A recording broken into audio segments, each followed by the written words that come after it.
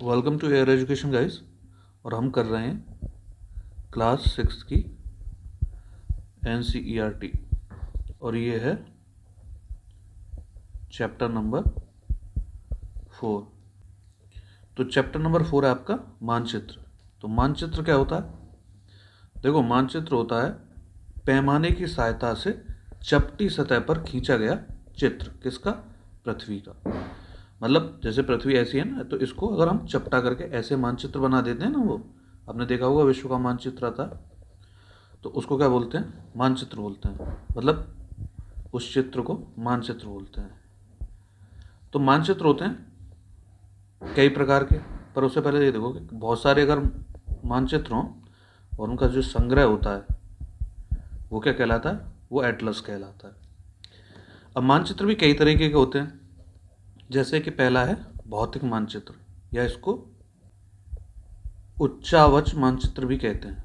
ठीक है, ये क्या करता है? ये प्राकृतिक विशेषताओं को दर्शाता है। ठीक है, जिसमें क्या होते हैं? पर्वत होते हैं, पठार होते हैं, या नदियां हो सकती हैं। ठीक है, तो ये होते हैं भौतिक या उच्चावच मानचित्र। अब बढ़ते हैं आगे। दूसरे जो होते हैं राजनैतिक मानचित्र। राजनैतिक मानचित्र कैसे होते हैं? जो राजनीतिक सीमाओं को दर्शाते हैं, जैसे कि देश की सीमा हो गई, या राज्य की, या जिले की। तो इस तरह के मानचित्र क्या होते हैं? राजनैतिक मानचित्र। एक तीसरा टाइप और है मानचित्र का, वो है थीमेटिक मानचित्र। थीमेटिक मानचित्र कैसे होते हैं?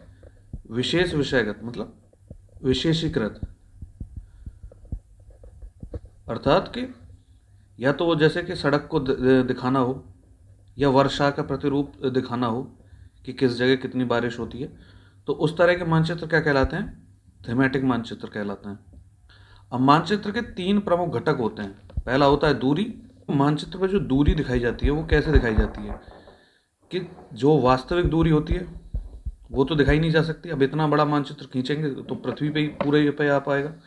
तो होता क्या है कि जो दूरी के अनुपात में बनाई जाती है। जैसे कि 2 तरह की चीज़ें होती हैं। जैसे कि छोटे पैमाने वाला मानचित्र, इसमें क्या होता है कि छोटी दूरी एक बड़ी दूरी को डिनोट कर रही होती है।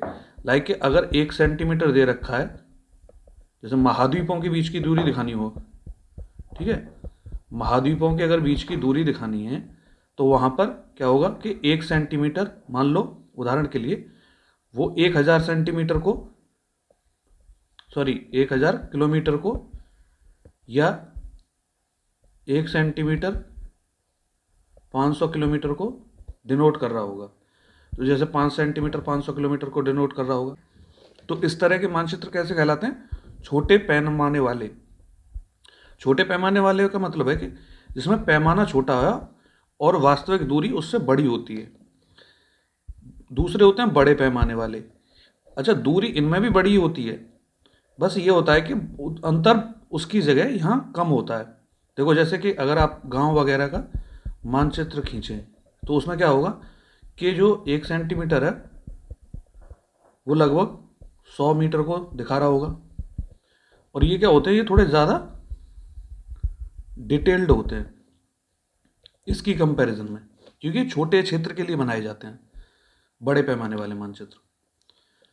दूसरा घटक है दिशा। आपने मैप में अगर कभी देखा हो तो ऐसे करके एरो बने होते हैं 2, ठीक है,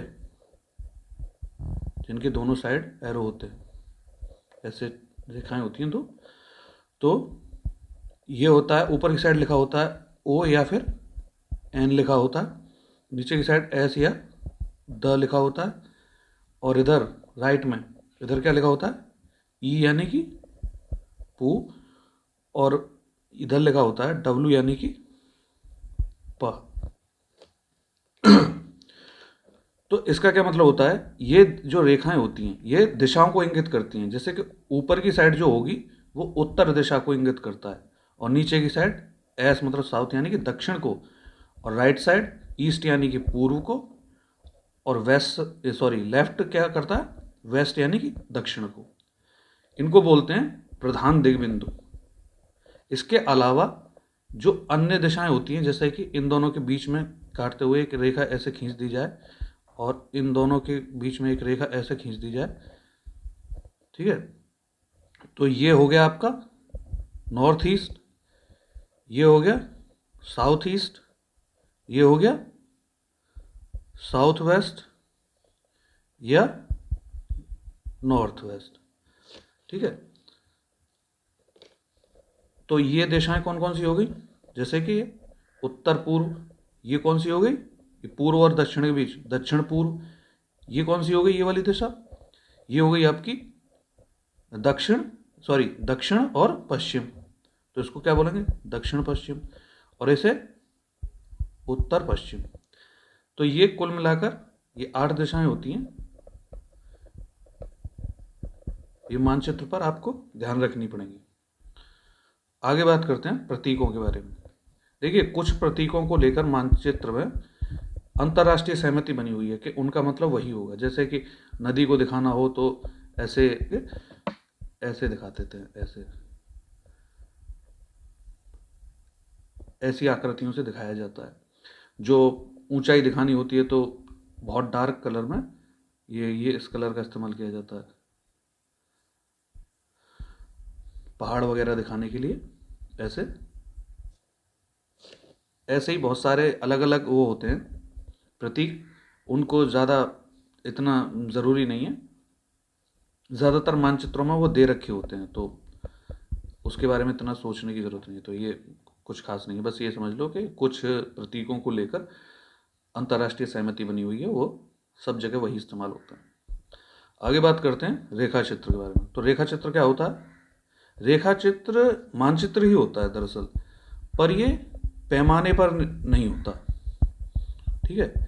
ये पैमाने पर नहीं होता, ये कैसे पे होता है, याददाश्त के आधार पर। आपने मतलब अंदाजे से, मतलब किसी को जैसे कहीं का रास्ता बता रहे हैं तो आपने उसको कागज़ पे बना के दे दिया कि देखो इधर ये है, दुकान है, उसके बाद ऐसे चौराहा आएगा, उसके बाद ऐसे जाना, तो उसको बोलते हैं रेखा चित्र। अब यही रेखा चित्र अगर छोटे पैमाने का, सॉरी छोटे क्षेत्र का बड़े पैमाने पर खींच दिया जाए तो उसको बोलते हैं खाका, ठीक है। तो इस चैप्टर में इतना ही था। मैं अनायास चीज़ें नहीं पढ़ाने की कोशिश करूँगा कि उससे कोई फ़ायदा नहीं है। वही चीज़ें पढ़िए जो आपके एग्ज़ाम में पूछी जा सकती हैं। अकारण बोझ डालने का कोई मतलब नहीं होता। तो इस चैप्टर में सिर्फ इतना ही है। मानचित्र का इम्पोर्टेंस क्या होता है, मानचित्र से जो सवाल पूछे जाएंगे वो बहुत बेसिक सवाल पूछे जाएंगे। फिर जब मानचित्र आप पढ़ेंगे, वैश्विक मानचित्र को या भारतीय मानचित्र को, तो उनमें से सवाल बनते हैं, ठीक है। तो इस छोटी सी क्लास में बस इतना ही, ये चैप्टर इतना ही था। अगर आपको अच्छा लग रहा है मेरा प्रयास तो please do subscribe, share with your friends, and अगर कोई कमी लग रही है तो प्लीज़ डू कमेंट कि मैं उसको सुधार दूंगा, ठीक है। और चलिए मिलते हैं चैप्टर 5 पर। थैंक्स।